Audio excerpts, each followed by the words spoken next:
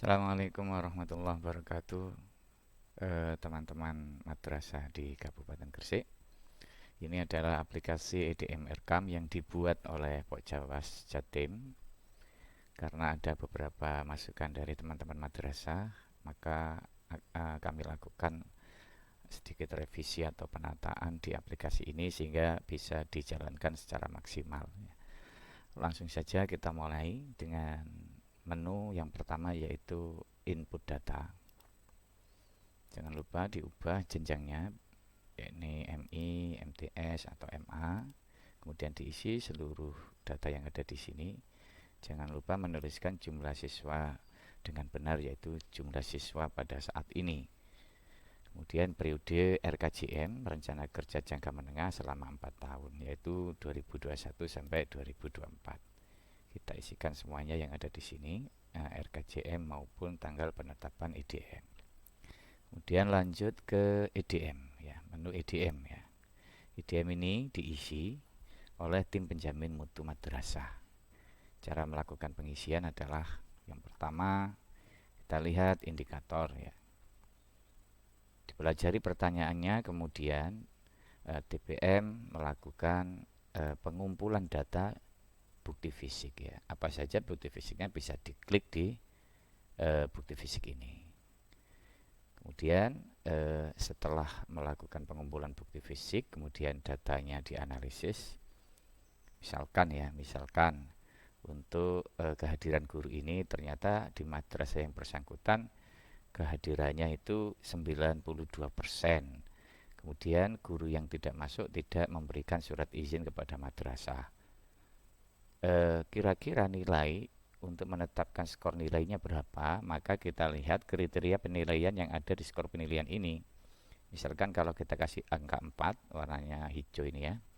Ini ternyata 90 sampai 100% guru hadir dan memberikan surat izin kepada madrasah. Kalau angka 3, selama 2 semester 90 sampai 100% hadir dan guru tidak memberikan surat keterangan alasan ketidakhadiran. Dari temuan TPM ternyata pemberian skor penilaian yang tepat ini adalah angka 3, ya. Setelah itu di aplikasi ini kita harus melakukan pembuatan deskripsi dari bukti fisik yang dikumpulkan oleh TPM itu, dan bukti deskripsi ini dalam EDM online juga harus dituliskan, ya. Caranya adalah klik drop down, kemudian klik warna biru ini, kita klik. Nah, ketika sudah kita menombol pilihan drop down, maka bisa kita ubah sesuai fakta yang ada dari bukti fisik yang kita kumpulkan. Misalkan tadi kehadirannya 92%, kita ubah secara manual menjadi 92%, kemudian kita enter. Langkah ini dilakukan sampai pada aspek budaya mutu yang kelima, yaitu pembiayaan, ya. Untuk mengetahui skor kinerja pencapaian mutunya per aspek bisa dilihat di sini. Sedangkan untuk mengetahui skor kinerja pencapaian mutu secara menyeluruh bisa dilihat di sini. Ini tergolong sangat baik, ya. Ini ada penanda warna hijau, berarti dia dalam kategori sangat baik. Itu dilakukan oleh tim penjamin mutu madrasah. Selanjutnya kita masuk ke menu, yakni menu rekomendasi. Pada menu rekomendasi ini adalah hasil dari EDM. Madrasah melakukan, atau tim penjamin mutu melakukan rekomendasi kegiatan-kegiatan yang disetujui dan kegiatan-kegiatan mana yang tidak disetujui untuk masuk ke program, ya. Misalkan program indikator 1, 2, 3 ini kita rekomendasikan dengan cara mengasih huruf V pada kolom ya. Kemudian misalkan kalau kita tidak merekomendasikan, kita tuliskan huruf V pada kolom tidak, ya. Ini akan berpengaruh, yang iya ini akan masuk ke program, sedangkan yang tidak nanti tidak masuk di program. Kemudian kita masuk selanjutnya ke menu program ya. Nah, kita lihat di sini ada kalimat dirubah menjadi kalimat pasif ya, tapi di aplikasi ini sudah kita buat kalimat pasif secara otomatis sehingga teman-teman madrasah tidak perlu untuk melakukan pengubahan. Ini adalah kegiatan-kegiatan yang direkomendasi. Kita lihat misalkan C2 tadi, karena tidak kita rekomendasi maka ini akan kosong ya. Kalau ini kosong maka ini juga kita hapus dengan cara kita blok dan cukup kita del gitu saja.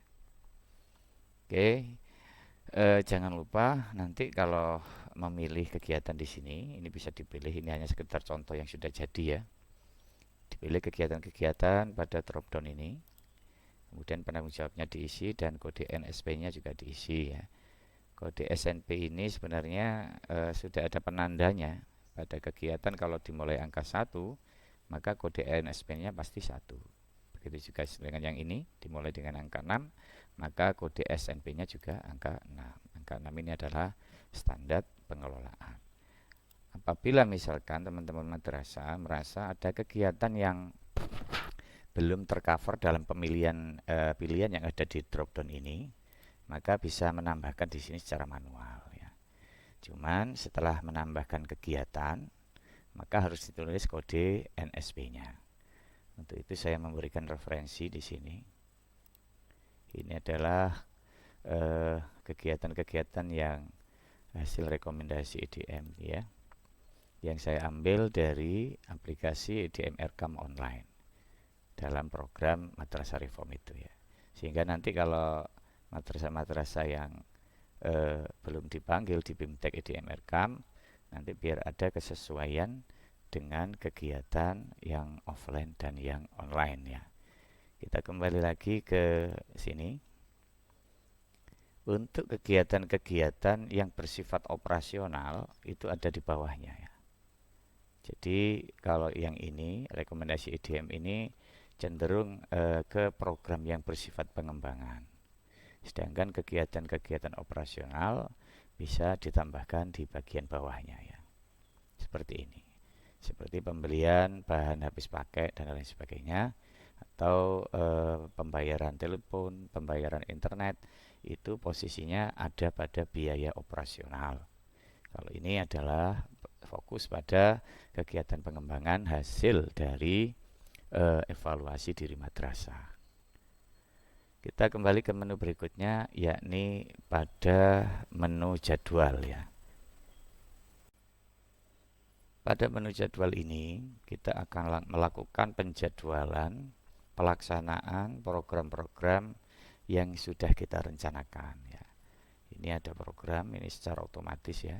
Di sini saya berikan filter kalau pengen melihat secara menyeluruh ya.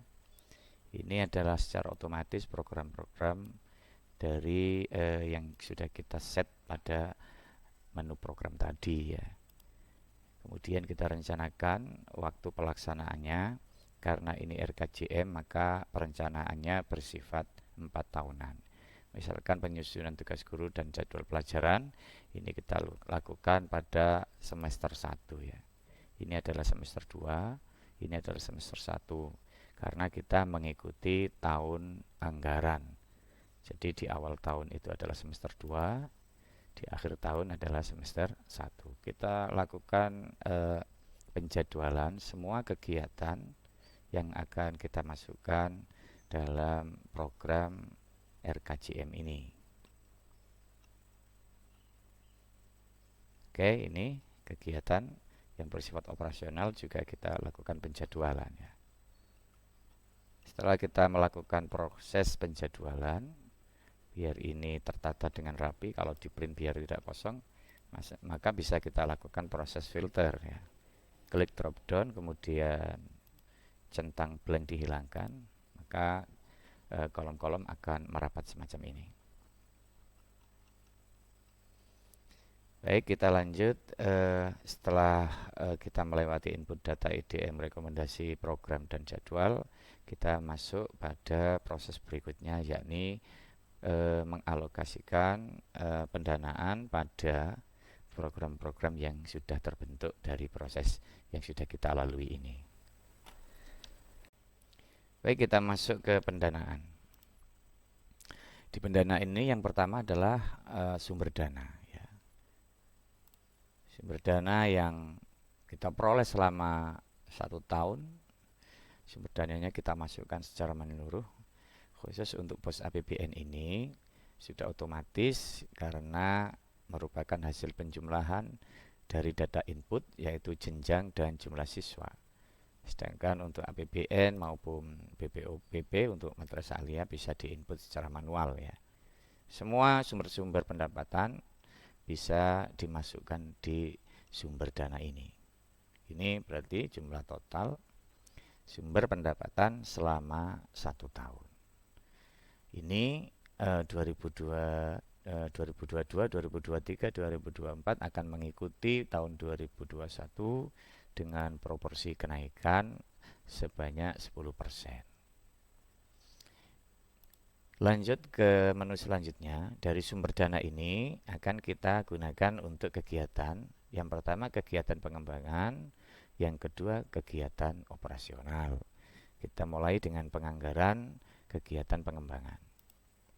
Nah, untuk kegiatan pengembangan ini kita tentukan jumlah besarnya biaya atau anggaran untuk mencukupi kegiatan tersebut. Misalkan ini adalah pembagian tugas guru ya. Kita tulis misalkan menghabiskan biaya 500.000 ya. Untuk satuan jenis ini karena ini terdiri kegiatan ini misalkan berupa rapat ya, maka kan satuan jenisnya banyak, beli konsumsi atau membeli air minum atau membuat banner dan lain sebagainya. Maka satuannya kita anggap merupakan akumulasi dari beberapa satuan jenis, bisa kita tuliskan kegiatan atau bisa kita tuliskan paket ya. Nah, untuk teman-teman bendahara alokasi 500.000 ini misalkan ini harus ada rincian. Nah, untuk merincinya itu ada di D1A1 ini bisa diklik ya. Misalkan ini adalah rinciannya ya. Semua kegiatan yang kita rekomendasikan di program harus dilakukan perincian. Kita kembali lagi ke sini. Jangan lupa untuk menentukan apa? Menentukan jumlah ya dalam 1 tahun. Karena pembagian jam tugas guru dan jadwal pelajaran ini kita lakukan 1 tahun sekali di awal semester tahun pelajaran, maka kita tulis angka 1. Semuanya ditulis angka 1. Kita mengisi pada kolom-kolom yang berwarna putih karena kolom-kolom yang berwarna ini berisi formula yang melakukan penghitungan secara otomatis. Semua aspek standar nasional pendidikan kita berikan penganggaran dan penulisan jumlah juga jenis sampai pada kegiatan pembiayaan ya. Ini masih dalam ranah program pengembangan. Kalau sudah selesai maka sebaiknya juga dilihat di sini. Ini adalah total anggaran atau penerimaan selama 4 tahun. Bapak Ibu fokus ke sini, fokus ke penerimaan, total penerimaan tahun 2021 ya. Ini 2022 dan seterusnya ya. Ini adalah cek nominal. Selanjutnya Bapak Ibu, kita masuk ke menu berikutnya, yakni menu operasional ya. Di menu operasional ini juga perlu kita lakukan penganggaran. Ini adalah kegiatan yang bersifat rutin ya, bukan kegiatan yang bersumber dari analisis EDM, tapi sifatnya rutinitas ya. Ini juga harus kita lakukan penganggaran sesuai dengan yang kita rencanakan. Lah, pada akhirnya nanti selisih yang ada di sini semestinya adalah kosong seperti ini ya. Kenapa? Itu menandakan bahwa antara sumber dana dan penganggaran saldo nol alias tidak ada selisih. Misalkan ya, ini saya kasih contoh, ini kan yang sudah jadi ya. Misalkan ini saya kosongin, misalkan yang ini yang misalkan yang 400.000 ini misalkan saya kosongin, maka di sini akan muncul selisih Bapak Ibu ya. Selisih ini menandakan bahwa masih ada ketimpangan antara sumber dana dan anggaran. Jadi kita cek di sini, kalau di sini masih ada nominal, maka masih ada sumber dana, atau bisa jadi nominalnya ini min karena terlalu tinggi penganggaran daripada sumber dana. Kita kembalikan lagi karena ini contoh dari teman yang sudah jadi. Kita kalau sudah melakukan penganggaran baik pengembangan operasional, maka proses pembuatan RKJM ini sudah selesai. Tinggal proses selanjutnya yakni proses print ya. Ini diganti logo lembaga, ini diganti foto madrasah, kemudian tinggal kita print. Kebetulan daftar isinya bisa diatur sendiri nanti halamannya ya. Kemudian kita lanjut ke panah arah kanan, kita print. Ini kita isi, masih layout ini masih manual ya, kita isi semuanya, profil-profil ini termasuk visi dan lain sebagainya. Nah, kemudian ini di print out dari aplikasi, kita klik. Nah, ini juga bisa kita print sampai selesai. Kemudian kita kembali lanjut. Nah, ini jadwal rencana kerja jangka menengah ya. Supaya memperbaiki tampilan print, saya sarankan untuk klik filter, kemudian blanknya dihilangin, kemudian gambar ini atau tampilan ini akan lebih baik karena sel-sel yang kosong akan merapat ya.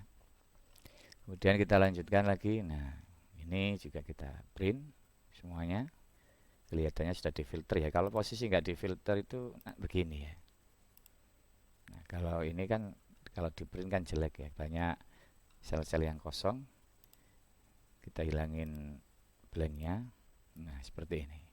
Ini kita bisa print. Kalau saya lihat settingan printnya menggunakan kertas A4 ini ya. Nah, ini juga kita lakukan pengeprintan. Ini selesai ya. Kita kembali ke awal, proses pembuatan pengisian EDM dan RKJM kita anggap sudah selesai. Kita masuk ke tahap berikutnya, yakni tahap pembuatan RKTM atau Rencana Kerja Tahunan Madrasah. Baik, sekarang kita waktunya membuat Rencana Kerja Tahunan Madrasah atau RKTM ya. Kita mulai dari ini, klik RKTM, kemudian jadwal kerja. Kita isikan jadwal kerja yang berbasis bulan, karena ini adalah program tahunan. Untuk semester 2, karena kita ikut tahun anggaran ya, ini adalah bulan 1 sampai bulan 6. Untuk semester 1 bulan 7 sampai bulan 12. Kita isikan pelaksanaan jadwal yang sudah kita susun ini dilaksanakan pada bulan keberapa. Kemudian ini adalah kegiatan pengembangan sampai nanti penyusunan jadwal kegiatan operasional. Kita isi semua. Kemudian kalau sudah kita isi, masuk ke dana tahunan. Nah, dana tahunan ini dari sekian, misalkan kalau kita lihat semuanya ya, kita filter, kemudian blanknya kita checklist ya, akan tampil semacam ini. Nah, dari program ini kita memberikan penganggaran dan dilihat sumber dana dari mana keuangan penganggaran pada kegiatan tersebut. Ini misalkan ada pilihan dari pos APBN, pos APBD, BPOPB untuk alia, komite dan lain sebagainya. Misalkan ya, ini kan contoh aplikasi yang sudah final atau sudah jadi. Misalkan andai ini belum jadi, misalkan ini saya Dell ya. Nah, Bapak Ibu, ini bisa dilihat pada kolom ini adalah total penerimaan BOS pada tahun 2021. Sedangkan angka di atasnya yang berwarna putih ini adalah selisih. Selisih itu artinya adanya ketimpangan antara besaran sumber dana dan penganggaran ya. Kalau kita tuliskan kembali angka 500.000. Nah, maka selisih ini akan hilang alias nol. Berarti saldo antara penganggaran dan sumber dana yang dialokasikan untuk penganggaran itu sudah saldo nol. Ini berarti sudah selesai ya. Cuman harus dihati-hati dalam penganggaran pos APBN ini, komponen-komponen kegiatannya harus sesuai dengan juknis yang ada di BOS ya. Insya Allah yang sudah dipilihkan ini sudah sesuai dengan juknis BOS. Kita lakukan lagi terhadap sumber dana yang lain, BOS APBD atau yang lain, termasuk kegiatan operasional ini. Kita ambilkan dari dana apa ya. Kemudian kita lihat di hasil akhir. Nah, ini selisihnya sudah tidak ada, atau selisihnya sudah nol. Kalau masih terdapat selisih, maka Bapak Ibu harus melakukan koreksi-koreksi. Barangkali belum ada kesesuaian antara jumlah sumber dana yang ada di poin-poin berikut ini dengan alokasi penganggaran. Kalau sudah selesai begini, kemudian kita bisa masuk ke menu berikutnya, yakni print ya. Kalau LKT bagaimana? LKT ini sebenarnya pelaporan setelah kegiatan itu dilakukan. Ini sebenarnya belum waktunya diisi ini. Ini hanya contoh ya. Misalkan dalam kegiatan pembagian tugas dianggarkan 500. Ternyata pada saat pelaksanaan terjadi pembengkakan biaya. Misalkan yang dikeluarkan itu adalah 600.000 maksudnya. Maka capaiannya melebihi 100%, 120%. Ada kesenjangan di sini. Kesenjangannya adalah 20%, min 20%. Ini dianalisis penyebabnya apa, tindak lanjutnya apa, alasannya apa. Atau misalkan dalam penyelenggaraan malah habis cuman 400.000. Oh, keliru, 400.000 ya. 400.000. Maka capaian atau daya serapnya cuman 80%. Kesenjangannya 20%. Dianalisis. Sekali lagi ini diisi kalau sudah dilaksanakan kegiatan itu. Kita kembalikan lagi ke 500.000 ya. Maka capaiannya adalah 100%. Ini kalau sudah jadwal kerja selesai, dana tahunan selesai, sebenarnya sudah langsung bisa proses print ya. Print RKTM. Kita akan melakukan proses pengeprintan RKTM. Kita klik print pada bagian kertas bawah ini. Kemudian kita ganti logonya menjadi logo madrasah, kemudian foto madrasah. Oke, kita print. Ini adalah daftar isi yang nanti halaman-halamannya bisa diatur sendiri oleh madrasah. Dan kita klik panah kanan. Ini yang akan kita print. Ini sudah disetting layoutnya memakai kertas A4 ya. Kemudian bab 2 ini di print out dari aplikasi ini, kita klik. Nah, tampilannya akan semacam ini. Jangan lupa memanfaatkan fungsi filter ya. Fungsi aslinya kan seperti ini ya. Tampilan aslinya kan seperti ini. Kemudian kita filter biar merapat kolom-kolom yang kosong. sehingga bagus kalau di print ya, tidak banyak sel-sel kosong ya. Dan kita klik lagi panah kanan. Nah, ini juga sudah tertata ya. Kalau misalkan ada komponen yang hilang, itu solusinya tinggal klik filter ini ya. Filter ini diklik, kemudian blanknya bisa contreng blanknya bisa dihilangi ya. Ini diantara fungsi filter itu. Kemudian lanjut. Nah, ini kembali ke bab 1 berarti selesai. Kita bisa lihat ke bab 4 ya. Ini juga kita print, kemudian kita kembali. Oke, proses pengeprintan RKTM selesai. Kita juga bisa melakukan proses pengeprintan EDM. Ini juga seperti tadi, diedit sesuai dengan kondisi madrasah secara manual ya. Nah, kemudian klik kanan, kita print lagi ya. Kalau ada gambar panah ke kiri, itu biasanya prosesnya sudah selesai. Nah, itu sekilas gambaran tentang penggunaan aplikasi EDM RKJM dari Pokja Skanwil Kemenak Provinsi Jawa Timur. Tentu saja pengeditan-pengeditan atau revisi-revisi yang saya lakukan semata-mata untuk mempermudah agar aplikasi ini bisa dijalankan oleh madrasah-madrasah khusus di Kabupaten Gresik saja, biar bisa maksimal aplikasi ini. Demikian, terima kasih. Apabila ada kesalahan atau melakukan revisi-revisi tambahan dari aplikasi yang sudah dipakai ini, tentu akan kita tidak lanjuti di kemudian hari. Sekian dan mohon maaf. Assalamualaikum warahmatullahi wabarakatuh.